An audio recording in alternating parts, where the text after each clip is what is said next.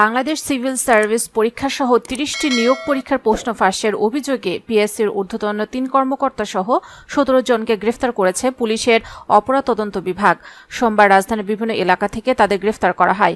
গ্রেফতারের মধ্যে রয়েছেন পিএসসির ঊর্ধ্বতন ৩ কর্মকর্তা ও একজন অফিস সহকারী এবং সামাজিক যোগাযোগ মাধ্যমে আলোচিত সমালোচিত পিএসসি চেয়ারম্যানের সাবেক ড্রাইভার সৈয়দ আবেদ আলীও।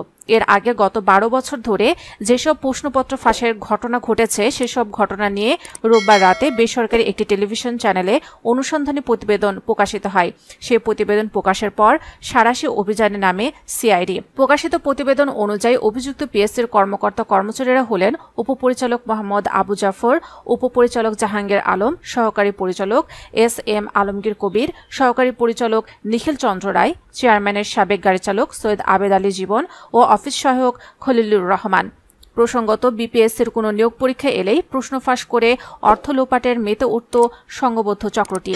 বিগত ৩৩তম বিসিএস থেকে ৪৬তম বিসিএস পর্যন্ত প্রায় ৩০টি ক্যাডার নন ক্যাডার পরীক্ষায় প্রশ্ন ফাঁস হয়েছে। প্রশ্ন ফাঁসের সঙ্গে জড়িত পিএসসির বড় কর্মকর্তারা।